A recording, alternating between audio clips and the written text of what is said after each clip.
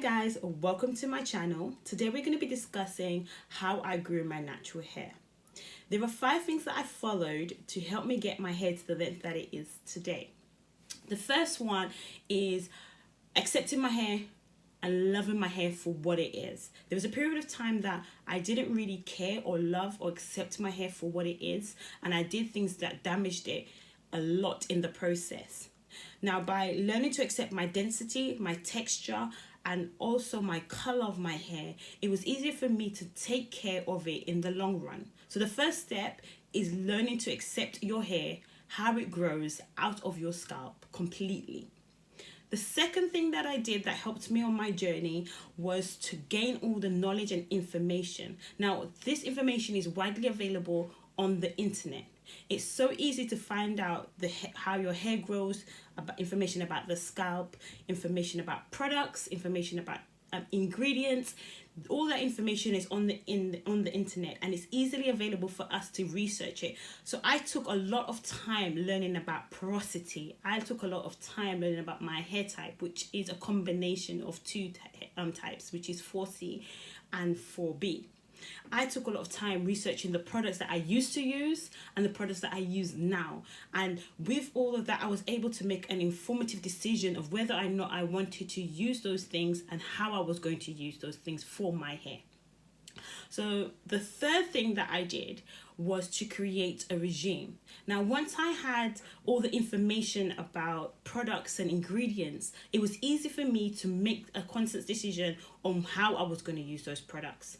And I think that some people need to, the first thing that they need to do is actually pay attention to whether or not they're going to use commercial products, or are you going to use all natural products, or are you going to do DIYs? Or ultimately the fourth one, are you going to do a combination? At the moment in my life, I'm doing a combination of DIYs and natural products. I lean more to DIYs at the moment. Mainly because of where I live, there's not a lot of commercial products out there, and I'm having to mix them up in my kitchen, which is not a problem.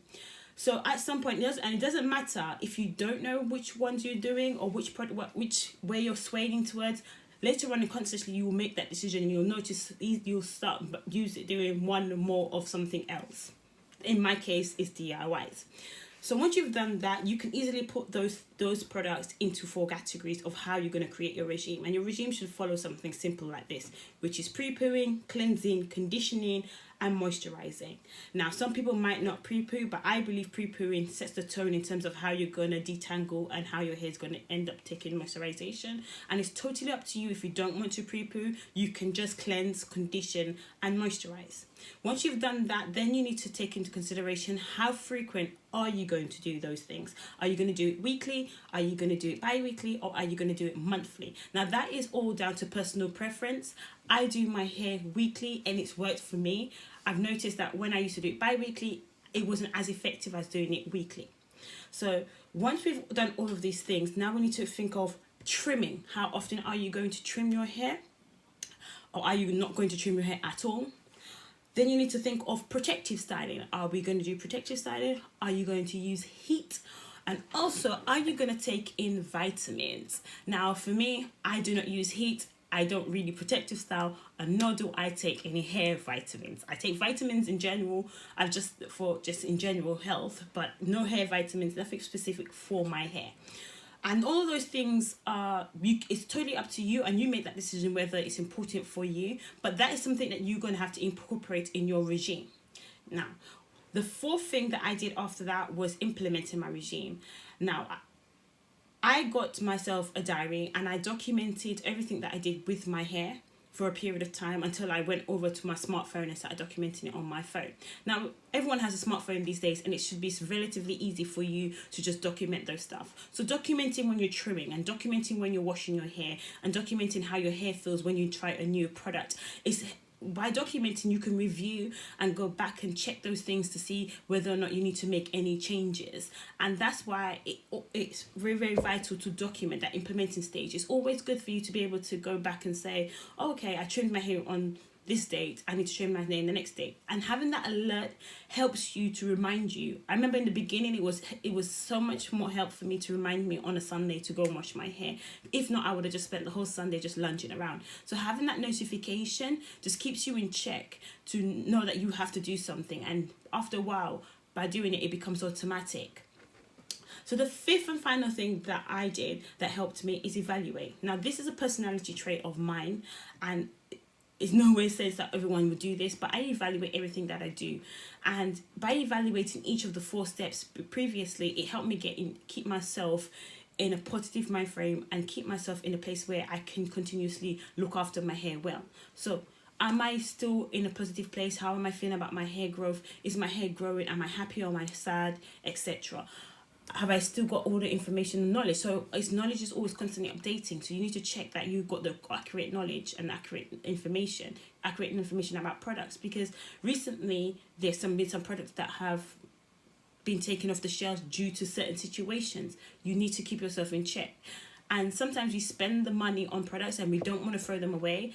And this is not a dig at anybody, but if there's been a problem and some people it's been affected them in some particular way, you might want to check yourself and see whether it's affecting you.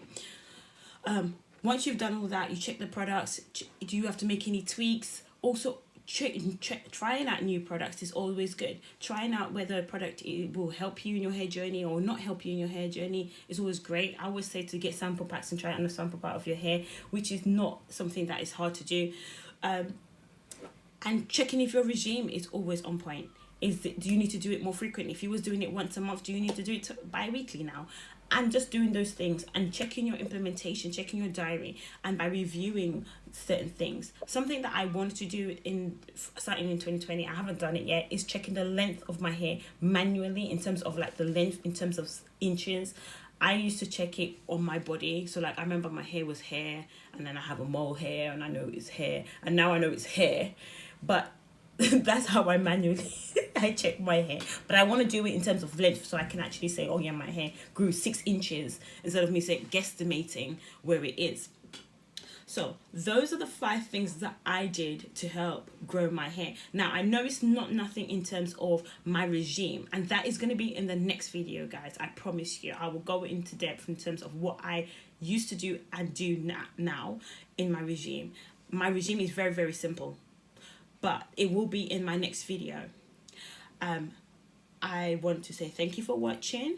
If you have any questions or queries, obviously send them through. I have no problem in responding to them. Before you leave this video, please like and subscribe and share. That's such a mouthful. Yeah, so please like, subscribe and share. And as always, I look forward to see you in the next video.